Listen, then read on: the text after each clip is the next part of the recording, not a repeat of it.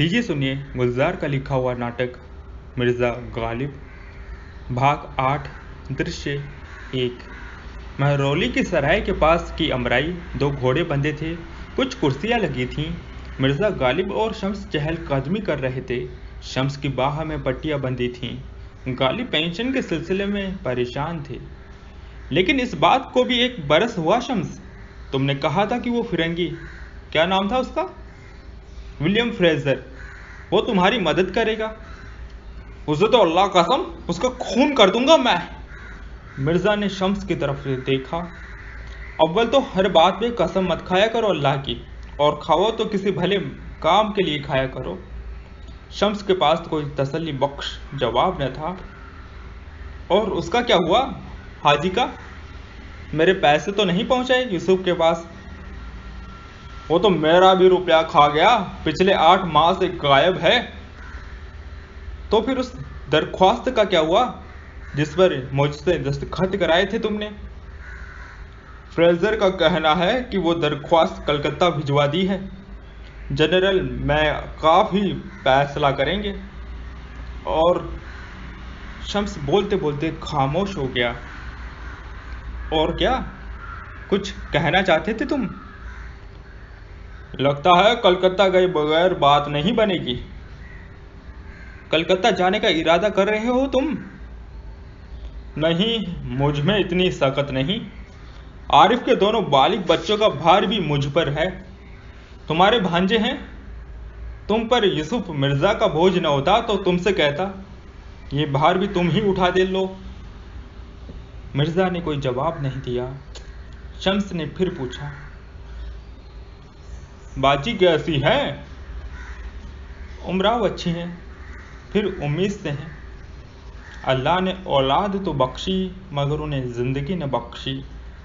अब और ज़्यादा परहेज़गार हो गई हैं। हर पीर हर फ़कीर के दरगाह पर जाकर मन्नत मांग आती हैं। वज़िद रहती हैं कि मैं भी तवाफ़ करूं, कुछ चढ़ाकर आ जाऊं। चलते हुए दोनों घोड़ों के करीब आ गए और उन पर सवार होकर चले गए। दृश्य 2। मिर्ज़ा गालिब के घर पर 2 आदमी उनका इंतज़ार कर रहे थे। वफादार उन्हें समझाकर टालने की कोशिश कर रही थी, अपने तुतलाते हुए लहजे में। हजरात, मियाँ साहब महलवली गए हैं, लौटते हुए शायद देरी हो जाए। हम खबर कल देंगे कि आप आए थे। हुजूर का जागिल बस मिलने वाली है। बनिए ने अपना मकसद बयान किया। हमें तो हमारे दाम वापस चाहिए बीवी, जागिर नहीं। मिर्जा से कह देना कि खुद ही आकर दे जाए दुकान पर। तकाजा करते हमें अच्छा नहीं लगता। बनिया बड़बड़ाता हुआ चला गया, लेकिन बजाज खड़ा रहा और थोड़ी दूर पर एक खंबे की आड़ में फिद्दन बैठा था। उसे भी मिर्जा जी के लौटने का इंतजार था। एक मांगने वाले को टालकर वफादार अब दूसरे से मुखातिब हुई। ये दूसरे आदमी सईद साहब थे, जिनकी बजाजी की दुकान थी। आप भी तशरीफ ले जाएं सईद साहब, एक शायल को परेशान करके क्या मिलेगा आपको? हम कहाँ परेशान करते हैं बीबी, तुम्हें ने बुलाया था आज के रोज। तो हमें थोड़ी खबर थी कि हुजूर को अलसुबह महलवली जाना पड़ेगा। तो फिर कब आए?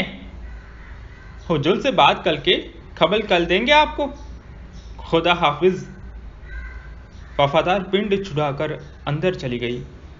सईद साहब भी मुड़े जाने के लिए इतने में मिर्ज़ा साहब को आते देखकर सईद साहब रुक गए। तस्लीमात फरमाइए। अर्ज ये है मिर्ज़ा कि वफादार कपड़ा ले गई थी पिछले महीने, कहा था बेगम ने मंगवाया है, मिर्ज़ा का चोगा बनेगा। मिर्ज़ा मुस्कुरा दिए। कर्ज लेने को मैं कम था कि बेगम ने भी उधार लेना शुरू कर दिया। लेकिन हमें तो बताया गया था कि, मिर्ज़ा ने बीच में ही रोक दिया।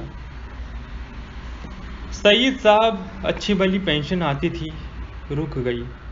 हीरालाल वकील है ना, मुकदमा उनके हाथ में है। आज ही उनसे मिलकर पूछता हूँ। मिर्जा शर्मिंदा मत कीजिए हमें, हम तकाजा करते नहीं आए, बुलाया न गया होता तो कभी ना आते। आदाब।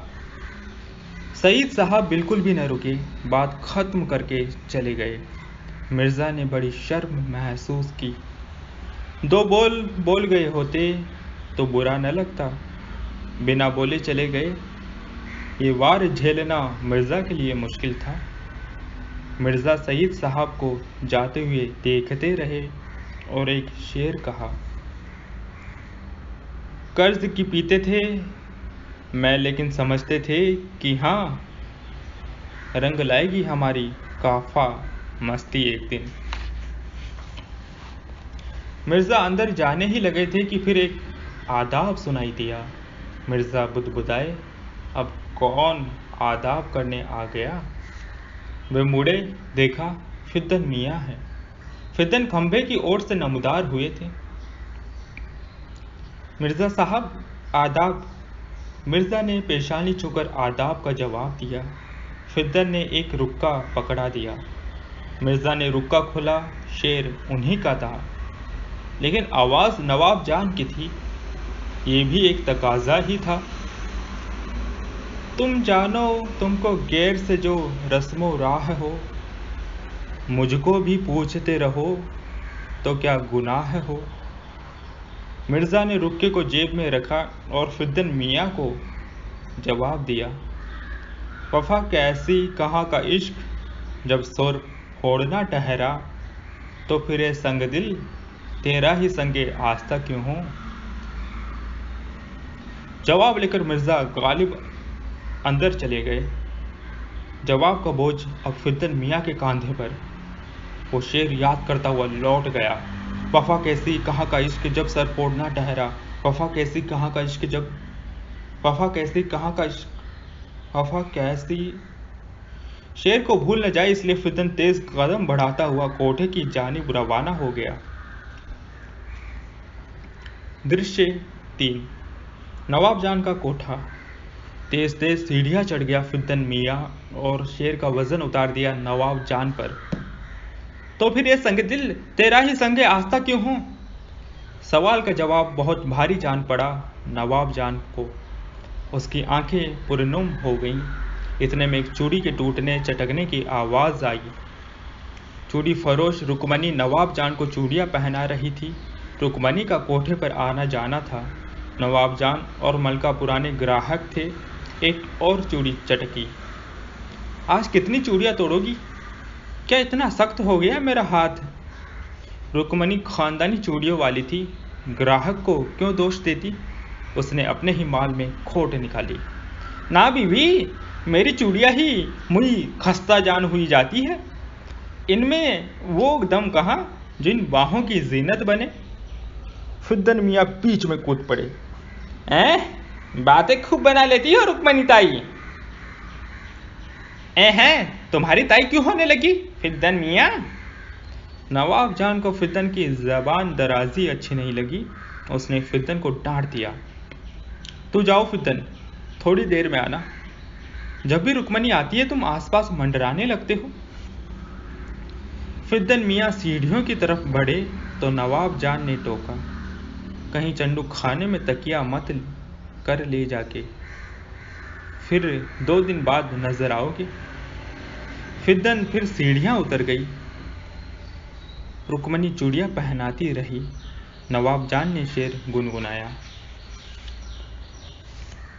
वफा कैसी कहाँ का इश्क, जब सर फोड़ना ठहरा, तो फिर संग दिल तेरा ही संगे आस्था क्यों है। मलका अंदर आई। बेटी को गुनगुनाते सुना तो अच्छा लगा और पूछ बैठी, ये नया कलाम किसका है? नवाब जान मुस्कुरा दी। सर वहीं दरवाजे पर टिका दिया। जवाब भी न दिया। मलका ने खुद ही अपने सवाल का जवाब दिया। वहीं मिर्जा गालिब। नवाब जान मुस्कुरा दी। मलका ने आगाह कर दिया। दुनियादारी को समझाना उनका फर्ज था। मिर्जा गालिब से तुम्हारा उस कोतवाली शहर को पसंद नहीं? नवाब जान ने आहिस्ता से अपना जवाब सुना दिया। मैं कोई इसकी जर खरीद नहीं हूं।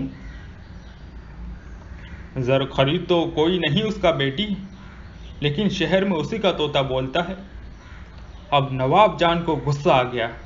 तो मलका ने नरमी से समझाया, तेरी वजह से कहीं उस गरीब शायर पे ना बने। नवाब जान सोचती रह गई।